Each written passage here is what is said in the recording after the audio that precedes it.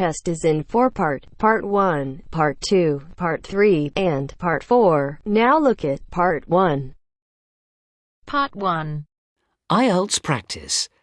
Questions 1 to 6. You will hear a telephone conversation about studying abroad. You should answer the questions as you listen because you will not hear the recording a second time. First, you have some time to look at questions 1 to 6.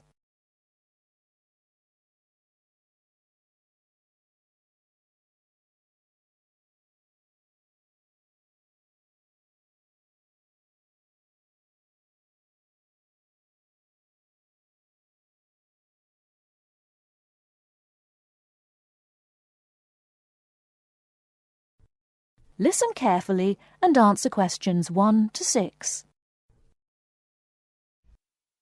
Hello, admissions guidance. How can I help? Hello. I'd like some information about studying at your university. Can you help me? Yes, of course. What course are you interested in applying for? International business. I already have a first degree from a university in my country. Fine. So you'd want to do a master's level course? Yes, that's right. OK. We offer an MIB course. That's a 12-month full-time course. I can send you details of that course, or you can download a PDF file from our website. Could you put it in the post, please? I don't have access to the internet at the moment. Could you tell me what qualifications I need for that course? Yes, for the MIB, you need a first degree. The minimum qualification is a 2-1 or a first. Okay. And in English language, you need a score of 7 or above in Ielts. That's not a problem. I have a 9. That's fine. Could you tell me the course hours and the semester dates, please? Yes, there's a total of 10 hours of lectures, seminars and tutorials a week, and there's an extended stay abroad at the beginning of the second semester. That involves spending a month at the national head office of a multinational corporation. Okay. And the semester dates are... just a moment... OK, the first semester starts on the 27th of September and ends on the 22nd of January, and the second semester runs from the 7th of February to the 27th of May. Can you tell me a bit more about the actual course content? Well, I don't know much about the course personally. I'm an admissions officer, but I can read the course description for you if you like. If you need to know more about the academic side, you'll need to speak to the course tutor. Thanks. I'd be very grateful if you could tell me as much as possible now. I'll just read the main points. It involves the advanced study of international organisations, their management and their changing external context. Students develop their ability to apply knowledge and understanding of international business to complex issues, both systematically and creatively, to improve business practice. Thank you very much. You're welcome. Now, if you could give me your name and address, I'll have full details of postgraduate courses sent to you. Okay. My name is Javed Iqbal. Before you hear the rest of the conversation, you have some time to look at questions 7 to 10.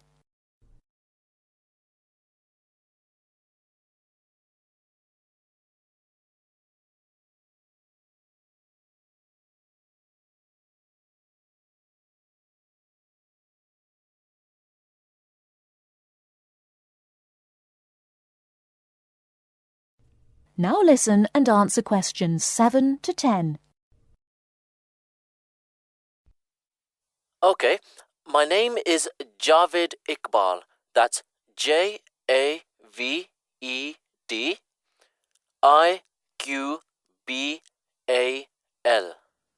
Thank you. And your home address, Mr. Iqbal? It's Aga Khan Road, Shalimar 5, Islamabad, Pakistan. Thank you. And could I ask you 1 or 2 more questions for our records? Yes, of course. What was your first degree in? I did economics. I got a first-class degree. And where did you study? At the university here in Islamabad. OK. Now, you said you had an Ielts level 9. Could I ask what your first language is? Actually, I'm bilingual in Urdu and English. Thank you very much. I'll put full details in the post today. Thank you. And thanks for all the information. Not at all, Mr. Iqbal. Thank you for calling. That is the end of part 1. You now have half a minute to check your answers.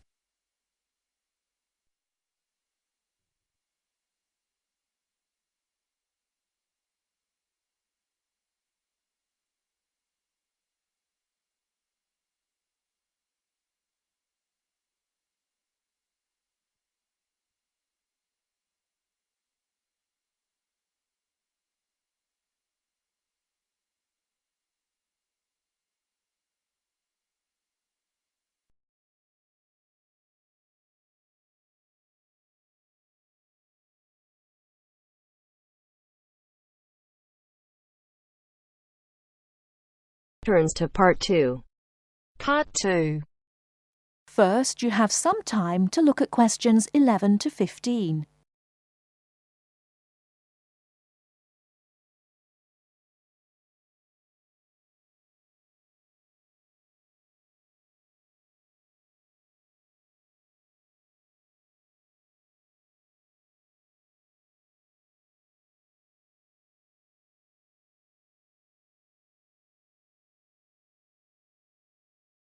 Now, listen carefully and answer questions 11 to 15. The Airbus A380 is a revolution in aircraft technology. Today I have as my guest Mr. James Carr, who worked on the project. Mr. Carr, when did you start working on the Airbus A380? I started working on the A380 project at the beginning of 2003, about a year after the first real construction began, although work on the plane began in 2000. Can you tell us something about the plane? It is the biggest passenger jet in the world, with a capacity of 550 to 600 seats. It is over 24 metres high and has a wingspan of around 80 metres. It has 20 wheels and weighs 421 tonnes without passengers, and has a range of 14,800 kilometres. What exactly did your job involve? Were you working on the fuselage? No, I was working on the wing assembly at Broughton in North Wales. The fuselage and tail fins were made in Germany and Spain, and the final assembly took place in Toulouse, France. My job was to work on the computer-controlled wing panel assembly machines. These wing panels are not just sheets of metal, but have reinforcing stringers, which are long pieces of metal running along their length. The stringers are needed for strength. For the A380, Airbus invested heavily in automated machinery to fit these. The wing panel assembly machines cost around $12 million each, and there are now 6 of them. The machines required control programs to operate them, which told them where to go and what to do. I was responsible for the control programs. How many people were working on the wing assembly? It involved around 1,000 people, but this was a small percentage of the total, and they weren't all working at Broughton. Before the wing assembly took place, the wing had to be designed. This required massive amounts of research.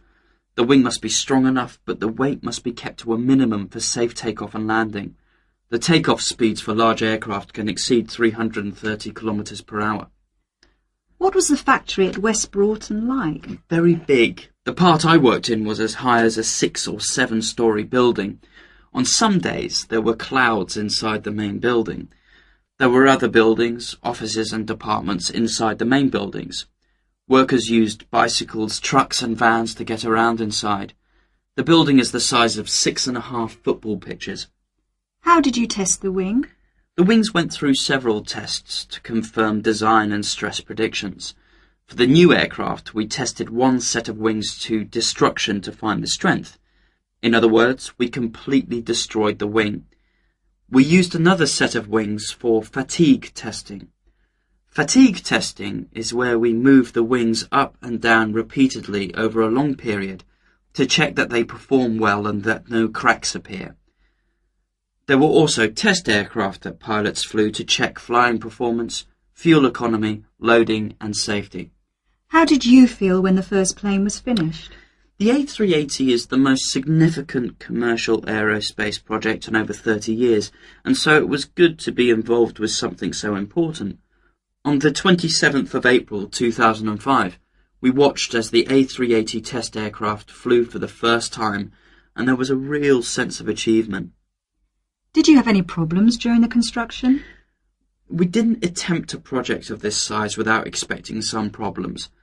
The whole thing was a problem-solving challenge from start to finish. Nothing was predictable.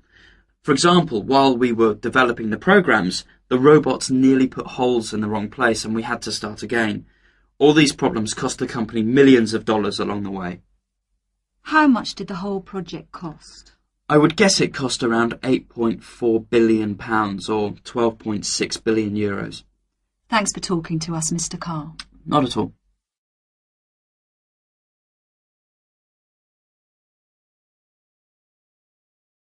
Before you hear the rest of the talk, you have some time to look at questions 16 to 20.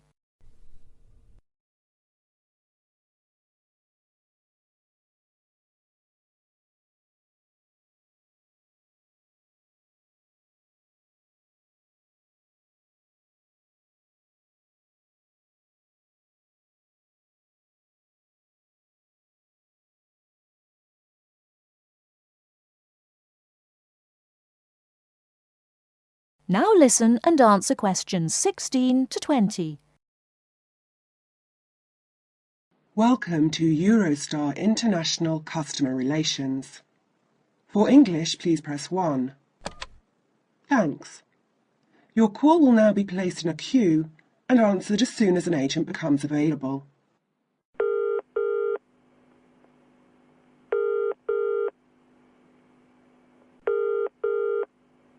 Which journey would you like to make? London to Paris, return. And what is your date of travel, please? The 21st of March, coming back on the 6th of April. What time of day would you like to travel? Around midday is best for me. There is one departing at 12:09 from Waterloo Station. Pardon? Could you repeat that, please? 12:09. 9 minutes past 12. Yes, 9 minutes past 12. Gets to Paris at 15:59. Right. I need to check the times of the trains coming back as well on the 6th of April. The latest I can get back to Waterloo is 9:15 p.m. What's the last one I could catch to get back by 9:15? How about if you arrive at 21:53? Is that okay? I think that would be too late because the last bus is at 9:30. Could you give me the one before that, please? Yes, I'll give you that. 1919 from Paris, arrives London at 20:54. Sorry, what time was that from Paris? 1919. 19 minutes past 7. Sorry, I'm getting a bit mixed up. Could you run that by me again? Yes, of course. The train departs from Paris at 1919 and it arrives in London at 20:54. Got that. That will be fine. I'll need 2 tickets. Can we get a discount with our I6 student cards? Yes, of course. If you are under 26, you can get a discount making the price £59 for the round trip. I'm afraid I didn't quite catch that. Could you say it again? £59 for each return ticket, subject to availability. All right. Well, please could you book those now? Yes. How would you like to pay? I'll pay with my Visa card. Could you give me the name on the card and the number, please? The name is M. Kumada, Kumada. The number is 492989357321. Can I repeat that back to you? M. Kumada, 492989357321. That's correct. And what's the expiry date on the card? It's 0707. 0707. Thank you, that's fine. Would you like the tickets to be sent by post, or will you pick them up at the check-in at Waterloo? We'll pick them up at the check-in. Please remember to bring proof of your age with you when you travel. Just one more thing, please. I am from Japan, and my friend is Chinese. Do we need visas to travel in Europe? I'm afraid I don't know. You'll need to contact the embassies of the countries you're going to. All of them? Oh dear. Thank you for your call. Goodbye. Goodbye. That is the end of part 2. You now have half a minute to check your answers.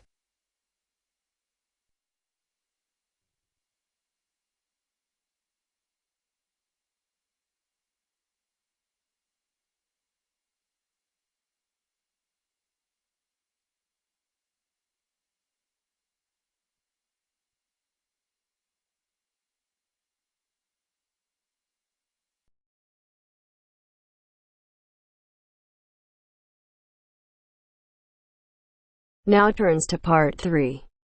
Part 3. You will hear part of a lecture about studying history. First, look at questions 21 to 23.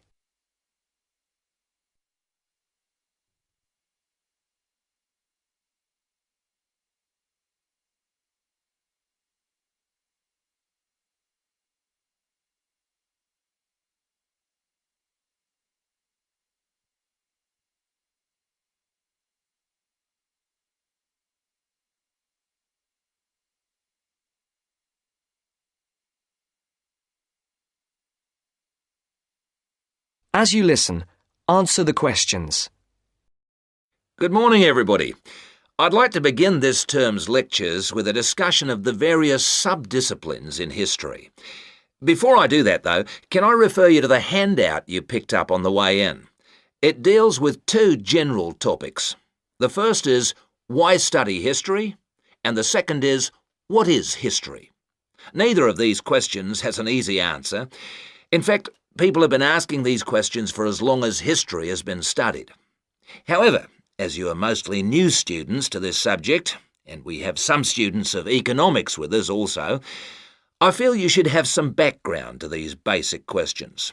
Anyway, it's all in the handout. I might add that, for me personally, the most important reason for studying history is that I find it exciting. Our ancestors can remain, if we want them to, a mystery, a closed book, a blackness that we never see into, or we can come to know what motivated them and discover how that led to the world we live in today. Before the conversation continues, look at questions 24 to 30. Now listen to the second part of the discussion. You who have chosen to pursue the study of history are very fortunate. This is a time when we can talk not just about history, but histories. Traditionally, history was seen as one subject, and the subject matter was clear. It was about kings and queens and wars. Additionally, it was about states and empires, or groups of states. This is what we now call political history. The subtopics were the parts of the world, for example, the history of China or of France. History has moved on somewhat, and we can learn a lot about current views of history by looking at the proposed lecture topics in our leading universities. In fact, you'll see that even the simplest definition of history, that it is about what happened in the past, is up for grabs. Some of the more, how shall I put it, progressive areas of study are as much about what should happen in the future. One example of this is the field of postmodern history. Likewise, feminist history looks at the past to make sure the future will be different, and it uses the past to assist in its efforts to make the future as it wants it to be. Somewhere in the middle of these two extremes lie a range of areas of study which have developed over the modern period, replacing the traditional idea of political history. These are by now mostly well established. You can study social history or economic history. Social history asks about the ordinary people and their lives, not just their daily lives, but their contribution to changes in our society. Ordinary people have desires and wishes which they try to put into effect, and this has a massive effect on social development which was not fully understood in the traditional study of history. By the way, one area of traditional history which I forgot to mention, but which has had a resurgence of interest in recent years, is the area of military history. This was, of course, of great practical use in more violent times, and unfortunately has become of increasing use and interest, academically and practically, in our own times. By the way, there is a new series of lectures on military history in our department, as if to demonstrate the truth of what I've just said. Ethnic and multicultural history are further examples of kinds of history which, like social history, differ from the traditional forms. Ethnic history is a modern concern which concentrates on the value systems and beliefs of a people, usually a minority people, which were ignored in the rapid forward march of the rich and powerful nations and states. How various ethnic groups live together and how their traditions change and develop is the subject of its contemporary cousin, multicultural history. In sum, as I said, you are fortunate to have such a wide choice of things to study in the fields of history. Choose wisely. And finally, it only remains for me to wish you good luck in your studies. That is the end of part 3. You now have half a minute to check your answers.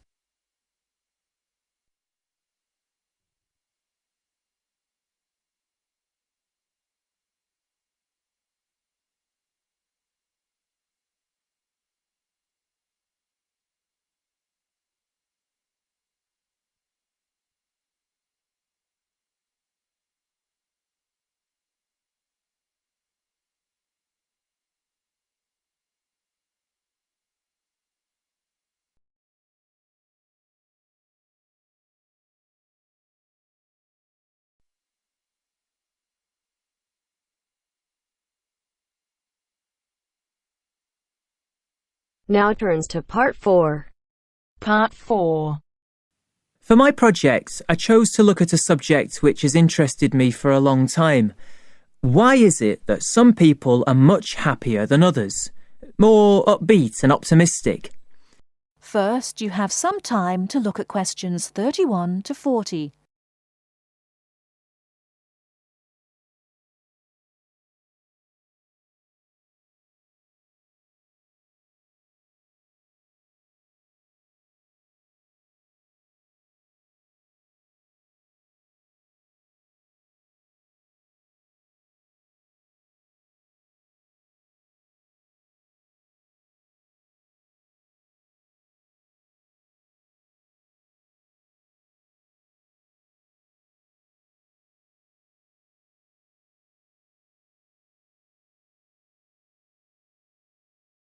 Now listen carefully and answer questions 31 to 40.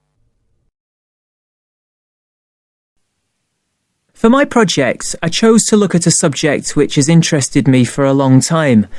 Why is it that some people are much happier than others? More upbeat and optimistic? I should say that I regard myself as a very happy person, and so are most of my family, as far as I know. But that wasn't the reason why I chose this project. Some people think that nowadays we're becoming more depressed than we used to be, but I'm not convinced by that. And I came across some interesting research which tries to look at the subject from a positive point of view. It emerged from a movement called the science of well-being. And I decided I wanted to investigate it for my project because it involves several different types of factors. It can be viewed not just from the mental or physical side, but also from the social perspective. Now, in a large-scale study of several thousand people of different ages, researchers found 3 main characteristics which appeared again and again in people who identified themselves as happy.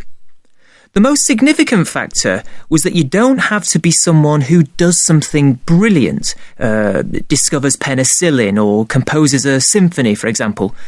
But happy people do seem to know what their strengths are. This enables them to make the best of themselves and not to dwell on what they're doing badly. Another striking finding was that happy people tend to be very curious, not about family gossip or things like that, but about larger issues, like current events. I remember one person the researchers interviewed had never learned to read, but he was happy because he kept up through TV news. And then, and this surprised me, people don't have to have lots of friends to be happy, but they do have to be able to appreciate what they do have, the good fortune they've had, and how different their lives could have been if they hadn't been so fortunate. Turning now to what the research says should be avoided if people are going to stay happy. The three things that stand out are as follows.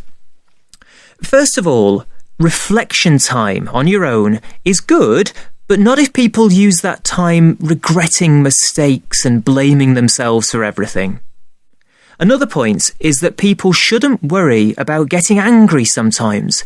It's part of what makes us human, and it can be healthy. But they shouldn't always try to find fault with others. This leads to a great deal of negativity.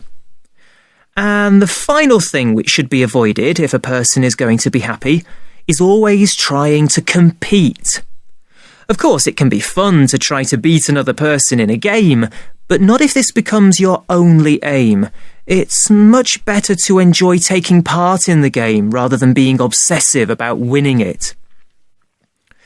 Now, I've tried to do a lot of reading on the subject of well-being research, and I have to say it does have its critics. It's widely accepted that this positive approach does help us understand what happiness is and why some people are very unhappy. However, this has been dealt with many times before. The critics basically say that it's the old science under a new name, with only very small changes in approach. Well, that might be the case. It may bring us very little closer to finding out exactly how our brains work, but I think that sometimes even a very small change in perspective can bring real and long-lasting benefits. Above all, I feel that well-being research might help us to move away from simply prescribing drugs for depression. It helps us to explore alternative ways of dealing with unhappiness. I'd like to finish my short presentation by mentioning one of the people who was interviewed by the research team. Ada Clark is exactly 100 years old and still going strong, still giving piano recitals in her local town. She regards herself as a very happy person, and that this positive spirit has kept her healthy over her long life. But the reason I'm mentioning her now is because not one of the factors she says makes her happy is on the list I mentioned before. Every human life is unique, and we cannot guarantee what will make each one of us happy. That is the end of part 4. You now have half a minute to check your answers.